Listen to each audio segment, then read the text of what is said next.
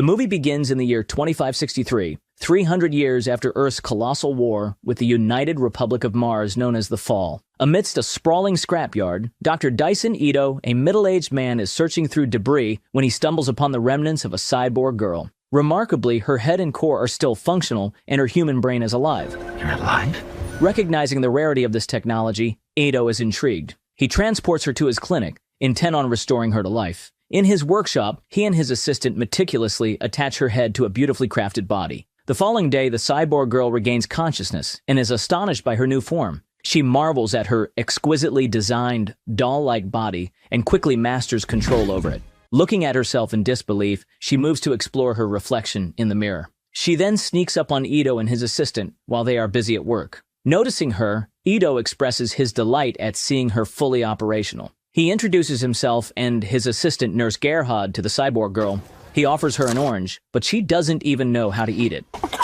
Taste receptors are working. You'll like this a whole lot better with the peel off. She inquires if they have any information about her past, as she has no memories of her previous life. Ito explains that they are just as in the dark, hoping that she might have some answers since her brain was intact.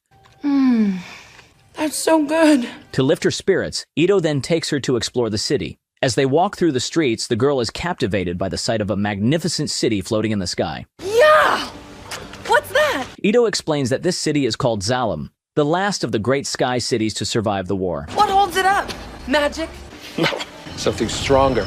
Engineering. And the place they are in is known as Iron City. The cyborg girl asks Ito to give her a name. He names her Alita. Alita. I love it. Can we keep it? At least until I can remember my real name? As they continue exploring the city, Alita notices the multitude of languages spoken around her. Dr. Ito explains that people from all over the world have converged here after the war, all serving Zalem, a city that no one is allowed to visit, a rule strictly enforced. Suddenly, Alita's attention is captured by a screen broadcasting a brutal cyborg sport. Ito identifies it as motorball. That's so cool. And advises her not to get distracted by it. As they wander appreciating the city's rich cultural tapestry, Ito buys her some shawarma before excusing himself to attend to other matters. While enjoying her meal, Alita befriends a small dog, sharing her food with it. Just then, a wanted poster flutters toward her, announcing a bounty for the perpetrator of 6 women's murders. Her examination is cut short by the lumbering presence of a large robot known as a Centurion. Instinctively, Alita adopts a defensive stance. However, she is quickly pulled aside by a passing young man. Despite this, she deftly maneuvers under the robot, rescuing the dog from harm. The young man, impressed by her agility, takes a moment to realize she is a cyborg. It's really nice work. Did Doc Ito do it? He built all of me, except my core. As Dr. Ito returns, interrupting their interaction, the young man promises to meet Alita again and hastily departs. Curious, Alita asks about him, and Ito reveals his name is Hugo, cautioning her to be wary of trusting people too readily. Later that evening, somewhere in the city, a woman is about to enter her apartment when she is suddenly attacked by someone.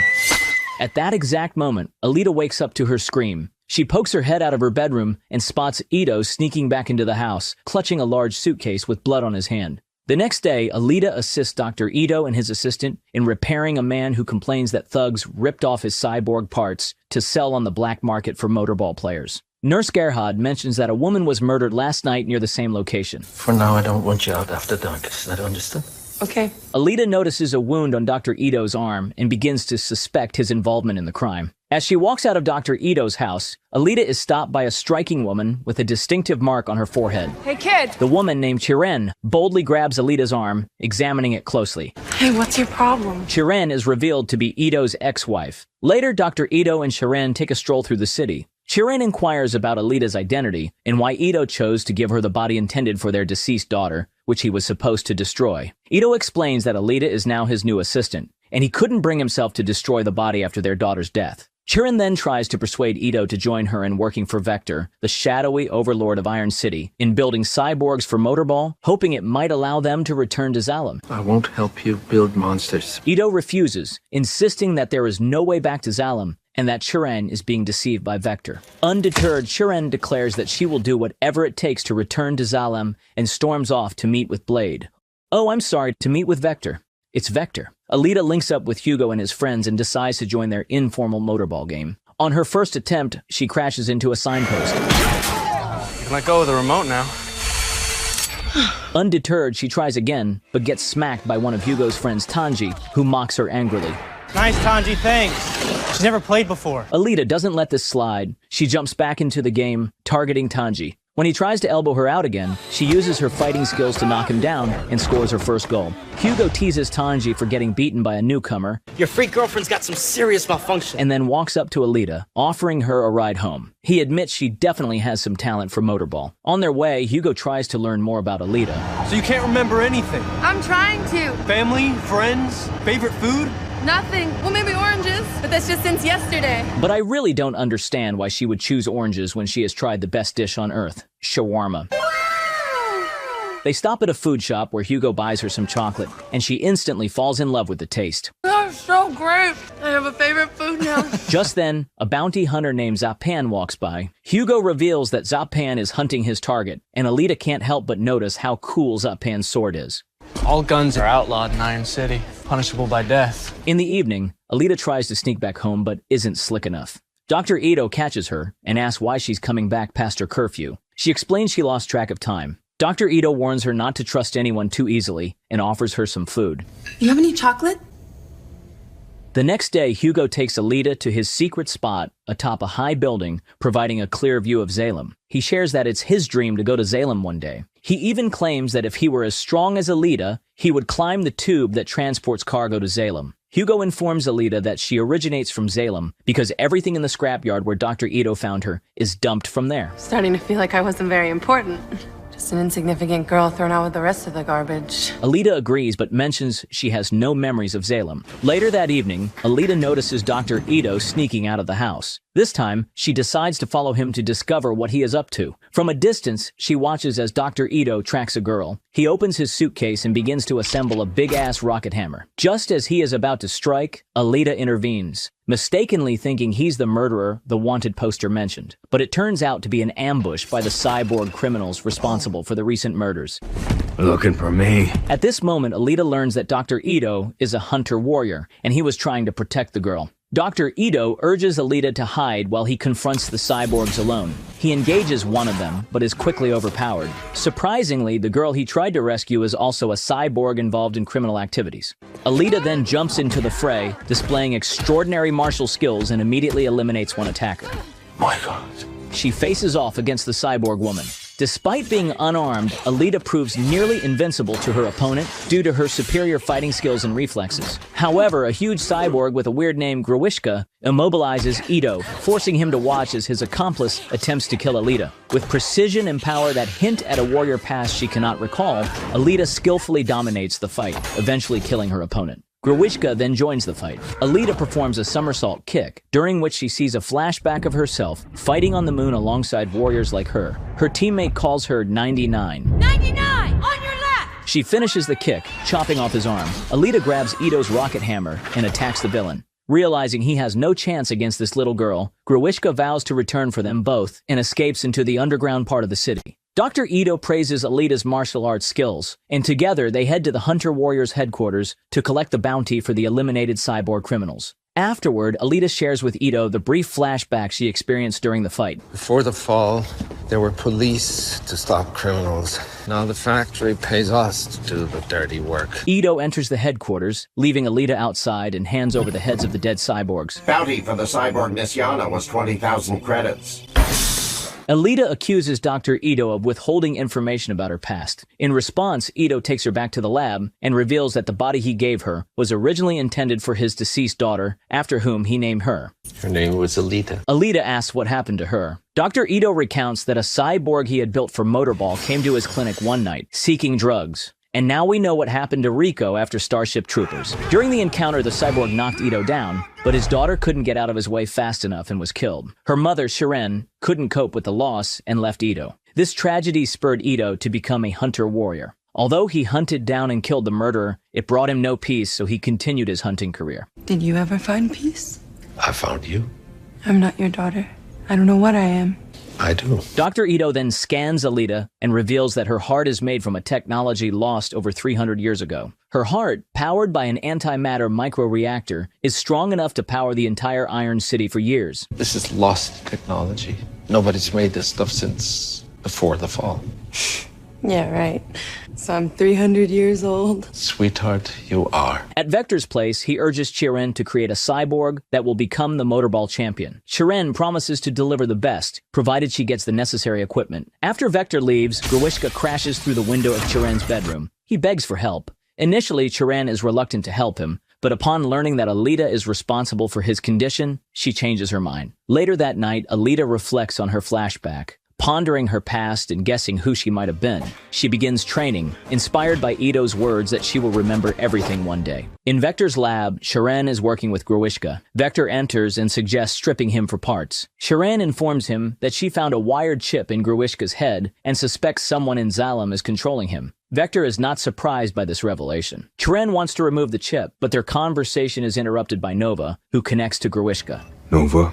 Who did this to Grewishka? Upon learning that Alita caused Grewishka's damage, Nova demands they upgrade Grewishka so he can kill Alita and retrieve her core. I don't understand how she could create such force with such a small body. It was not the power of the body that did this.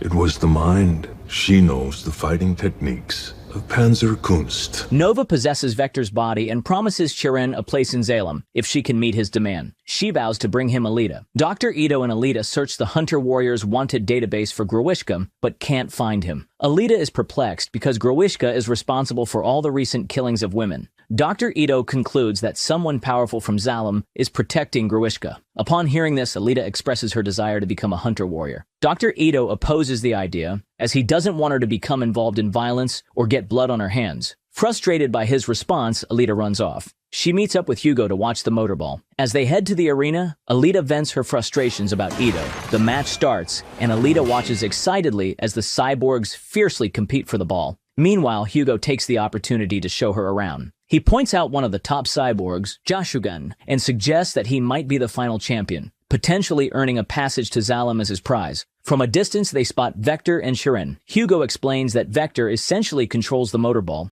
Back in the match, one of the cyborgs, Kanuba, uses his grind cutters to devastate his opponents and wins the match. Vector, however, is not pleased with the outcome. Chiren approaches him and insists that he find a way to acquire Kanuba's grind cutters, which she plans to use to upgrade Grewishka. Moments later, Hugo's friends rush over and inform him they need to leave. Before they depart, Hugo invites Alita to join him the next day on a trip outside the city, suggesting it might help her recover her memories. This evening, Kanuba is celebrating his victory with 3 girls when he is suddenly attacked by a group of masked assailants. They overpower him, load him into a truck, and sever his grind cutters. Vector arrives at the scene just as one of the masked men reveals himself to be Hugo. Vector commends him for his successful heist and pays him. He then orders the grind cutters be delivered to Chiren. Hugo hands his share of the payment to his friend Tanji, who questions when Hugo plans to tell Alita about his real job. Hugo dismissively shrugs off the question. After the group departs, Vector eliminates Kanuba. The next day, Alita follows Hugo and his friends to a location outside the city. They share a brief history of the war, explaining that Zalem is the only city that remains standing. Who was the enemy? The United Republics of Mars. URM. They take her to a lake where an spaceship has crashed. Salvagers have jacked some stuff over the years for metal, but it's all technology, so it's mostly been left alone. This is an ship? You know, it's pretty hard to sell this stuff since no one knows what it is or... Alita points out the command deck of the ship, then dives into the lake and makes her way to the ship. The ship activates in response to Alita's presence. She navigates its corridors with ease, instinctively knowing where to go. Inside, Alita enters a command that deactivates the power shield, revealing a cyborg body. She retrieves the body and returns to her friends. Oh, this can't be good. Back in the city, Alita takes the body to Dr. Ito's lab and insists that he attach her to it. Dr. Ito refuses, explaining that the body is known as a berserker, highly advanced technology that is extremely powerful and potentially dangerous if not properly controlled. The instinctive fighting technique you use is Panzerkunst, a lost combat art for machine bodies. It was used by the berserkers. You are not just a warrior, Alita.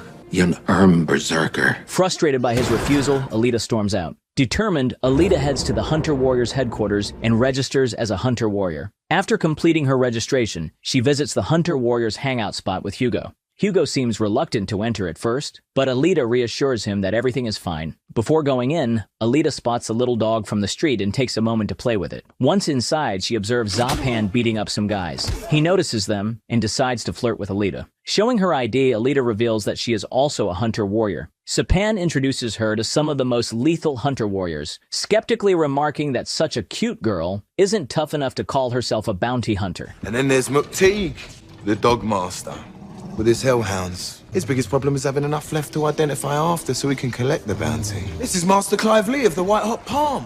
He has over 200 confirmed kills. He proudly displays his Damascus blade, honed to a monomolecular edge and forged before the war using the lost arts of the metallurgy. And who did you kill to acquire it? Unintimidated by his attempts to instill fear, Alita addresses the hunters, asking for their help in defeating Grewishka with a motivational speech. However, she receives no support, and Zapan laughs at her efforts. Zapan then suggests that Alita should cut Hugo loose so he can be with her. In response, Alita roasts Zapan, prompting laughter from the other hunter warriors. What could I learn from a loudmouth pretty boy who spends all of his money on his face? Maybe I'll pull your arms and legs off, roll your head around in the street. Maybe that'll teach you some manners. You might mess up your hair. Unable to tolerate the humiliation, Zapan attacks Alita, who easily overpowers him without breaking a sweat. Despite wielding his formidable sword, he finds himself helpless against her skills. You do not deserve such a weapon. Emboldened, Alita challenges the warriors to a fight, declaring that if she wins, they must help her. None are willing to face the girl who easily defeated Zapan. This bitch broke my nose. Yes, I did. So she begins taunting their cowardice. Seconds later, a fight breaks out. Alita dominates the battle against all the patrons of the bar. As she gains the upper hand over the warriors, Dr. Ito arrives and intervenes. Knock it off! Or no more free repairs! His threat is effective, and the fight stops. At this moment, the monstrous cyborg Grewishka arrives, looking noticeably upgraded. He declares his intent to capture Alita and demonstrates the power of his new grind cutters by attacking one of the warriors. Grewishka announces he's only there for Alita, and the crowd hesitates to intervene. She's all yours. What about the rest of you? There ain't no bounty on this guy, Doc. Not our problem. The little dog that had befriended Alita stands up to Grewishka, barking defiantly at him, but Grewishka mercilessly kills the dog. Alita, fueled by rage, uses the dog's blood as war paint on her face. When Grewishka tries to strike her, she skillfully dodges. He then uses his grind cutters to break the floor, creating an opening to his domain beneath the city. Without hesitation, Alita leaps down after him, and a fierce battle unfolds underground. Alita fights with precision and finesse, showcasing her extraordinary skills. However, Grewishka's relentless assault eventually finds its mark, and his grind cutters slice through her body. In this critical moment, Alita experiences a flashback of her training, where her coach reveals that Nova is the real enemy. Refusing to surrender, Alita musters her remaining strength. With her only functioning hand, she leaps at Grewishka and manages to gouge out his eye, leaving her arm stuck in his eye socket. Just then, Dr. Ito, Hugo, and the Dogmaster arrive and help fend off Grewishka. He wasn't a dog lover. Dr. Ito quickly carries the injured Alita back to the lab. On their way, they encounter Chiren, who tells Ito the mean stuff driven by her envy. Do you think you can replace us that easily? Bring her back as many times as you like. Left with no other options, Dr. Ito and his assistant attach Alita to the Berserker body. The body begins making micro-adjustments autonomously. The shell is reconfiguring to her subconscious image of herself. Looks like she's a little older than you thought. I've never seen anything like it. Later on, Alita wakes Ito with a kiss and demonstrates the capabilities of her new body. Her new form is significantly faster and stronger, and she can now generate arc plasma to use as a weapon. She thanks Dr. Ito for his help with a warm hug. Alita then meets up with Hugo to show off her new body. Hugo is thrilled to see her up and active again, and he remarks that she now appears more mature with her new physique. Why don't you like her? I just never got the whole hard body thing. And besides, she's Erm. I mean, she was probably the enemy at one point. 300 years ago. Get over it. As they leave, Alita mentions that her new body is more powerful and has enhanced touch sensitivity. Hugo gently touches her, and then they share a kiss. Does it bother you that I'm not completely human? You are the most human person I have ever met. Back in Vector's lab, Grewishka is furious over the loss of his eye and his failure to eliminate Alita. Nova, possessing Vector's body, scolds Grewishka for his failure, telling him that his only chance for redemption is to bring him Alita's heart. Grewishka vows not to disappoint him this time. After regaining consciousness, Vector tells Chiren that he can't rely solely on Grewishka's success and that he needs to develop his own plan in case Grewishka fails again. After this, Vector invites Hugo for a drink to set up Alita. It turns out that Vector had once promised Hugo a passage to Zalem in exchange for doing his dirty work and paying him a fixed sum of money. He manipulates Hugo into persuading Alita to try Motorball. The next day, Alita visits Hugo and finds him asleep and hungover. Hugo wakes up and explains that he was out drinking with Vector, who reiterated the promise to take him to Zalem if he could gather the rest of the money needed. Alita had hoped maybe he'd want to stay. Upon realizing how important this is to him, Alita offers to help him by taking on more bounty jobs, but Hugo declines, not wanting to burden her. He admits he's unsure about his plans after meeting her. Moved by his concern, Alita dramatically offers her heart, urging Hugo to sell it so he can gather enough money for both of them to go to Zalem, while they find a cheap replacement. He's got an microreactor for a power supply, probably worth millions. Hugo refuses and advises her never to give up things so precious, no matter the reason. That was pretty intense, huh? Yeah, it was very intense.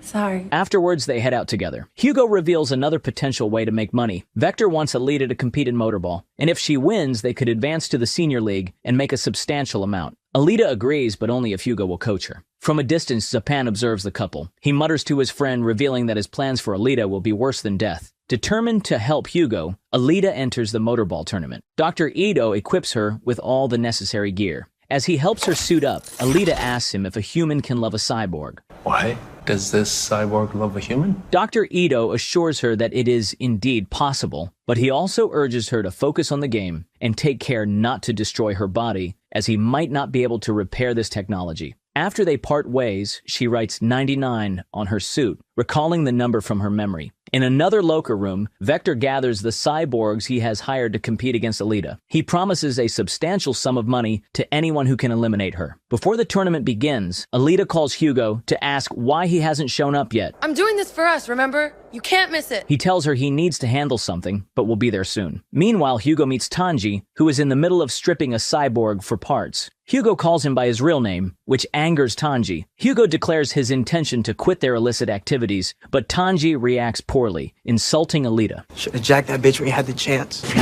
Their argument quickly escalates into a fight. During the scuffle, Zapan arrives and confronts Hugo, taunting him about Alita's reaction should she learn of his activities. He vows revenge on Hugo for Alita's earlier interference and decides to frame him for murder. I never killed anyone. Zapan kills the cyborg Tanji was stripping and blames Hugo. As he prepares to execute Hugo, Tanji intervenes and Zapan cuts him in half. In desperation, Hugo throws a firebomb at Zapan and flees. Zapan, undeterred, begins to track him relentlessly. Back in the arena, Alita positions herself at the starting line. Just seconds before the match begins, Dr. Ito spots several bounty hunters among the competitors and realizes the match is a setup. He warns Alita just in time. It's a setup. You gotta get out of there. They're gonna kill you! Which ones? All of them! But she decides to compete anyway. As the match kicks off, the cyborgs immediately target Alita. She skillfully takes them out one by one, displaying remarkable fighting skills. Amidst the chaos, the cyborgs also turn on each other, each vying to capture their prey. The commentator praises her, calling her an angel with a body built for battle. Number 99, Alita! Despite sustaining some damage, Alita remains undeterred. During the match, Hugo calls her in a panic. I've got a big problem. Hugo, this is not a good time. He reveals that Zapan is hunting him, intent on executing him, and pleads for her help. Alita instructs him to make his way to a specific location where she will meet him. After the call, Alita breaks out of the arena by crashing through a billboard. The pursuing cyborgs catch up and momentarily restrain her, but she fights back fiercely, managing to free herself and methodically take out her attackers. Meanwhile, Zapan finally catches up with Hugo. Just as he is about to execute him, Alita arrives in the nick of time. She disarms Zapan and saves Hugo. At that moment, Alita sees Hugo's wanted mugshot displayed on a nearby billboard. Zapan reveals Hugo's misdeeds. Is it true? Ellie, you don't understand. And Hugo admits that while he has not been completely honest with Alita, he has never committed murder. Alita is left deeply shocked. Zapan picks up his sword and orders Alita to step aside so he can complete his task. Alita threatens to kill him if he touches Hugo. Zapan reminds her that interfering with a hunter-warrior and his target is a crime. So Alita declares, "He's mine!" Then make the kill. Before she can act, Zapan stabs Hugo with his sword. Let me make it easier for you. Leaving Alita horrified. A centurion arrives, demanding they hand over the criminal Hugo. Alita carries him into a nearby building, pleading with him not to die. Hugo tells that if she gets out with him alive, they will kill them both. With his dying breath, he confesses that he stopped stripping cyborgs because he loves her. They share a final kiss, observed from a distance by Chiren. Did you find them? No, they're gone. Moved by their love, Chiren deceives Vector. Approaching Alita and Hugo, Sharon reveals there's a way to save Hugo. Moments later, Alita emerges with Hugo's head in her hand. The Centurions at the scene confirm the kill. Zapan, suspicious, checks if Hugo is truly dead and discovers that Alita is keeping his brain alive with her own heart's power. Zapan attempts to seize the head, but the Centurions accuse him of trying to steal another hunter's kill. Violation.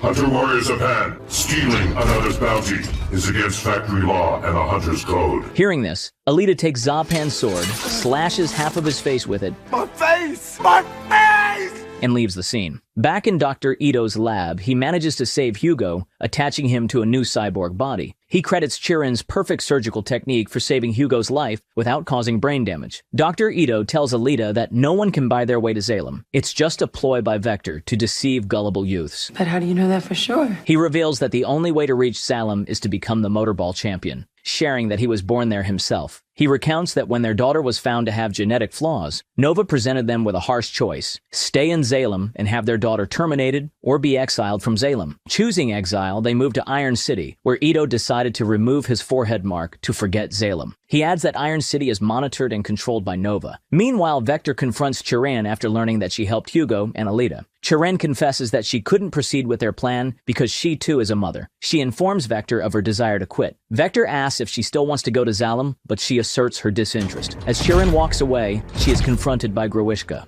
Alita, overwhelmed by guilt for everything that has happened, is reassured by Dr. Ito, who insists it's not her fault and urges her not to blame herself for who she is. He emphasizes that only she can stop Vector. In a moment of acceptance, she calls him father for the first time. Thank you, Father. And leaves. Alita heads to Vector's factory. As she enters the building, several Centurions block her path. Generating arc plasma, she powers her sword and swiftly destroys all the Centurions. Violation. Violation. Violate bargaining. She breaks into Vector's office through the ceiling and confronts him for lying to Hugo about sending him to Salem. Vector opens a case revealing various body parts of Chirin. Nova demands body parts for his experiments, especially the brains of people he admires. And that is the only way anyone ever gets to Salem. At that moment, Grewishka appears and strikes Alita with his grind cutter. This attack triggers a flashback for Alita, taking her back to the war with Salem. She sees her colleagues annihilated by a defense ring on the transport tube. Her commander urges her to complete the mission and destroy Salem. Snapping back to reality, Alita rises to her feet as her body repairs itself. She declares that she knows her real enemy and that Grewishka is merely a puppet. And I'm just an insignificant girl. When Grewishka launches his grind cutters at her again, she effortlessly slices them in half with her blade. In a split second, she bisects Grewishka, ending the threat without any apparent effort. After defeating Grewishka, Alita demands that Nova speak to her through Vector's body. Speak!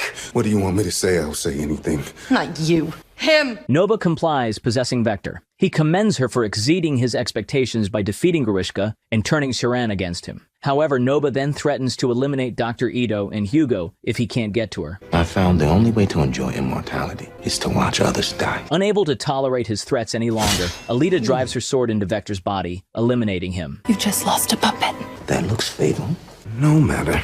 The Vector was getting tiresome. As he falls, she warns Nova that he has made a grave mistake by underestimating her. Just then, Dr. Ito calls. He informs Alita that factory enforcers were searching for Hugo, but he helped him escape, and now Hugo is attempting to climb the tube to Salem. Alita rushes after him. She catches up with Hugo on the tube and pleads with him not to continue, warning him of the dangers, but Hugo insists that his place is in Salem. She begs him to come back with her. We don't belong anywhere except together. You'll always be running. Together.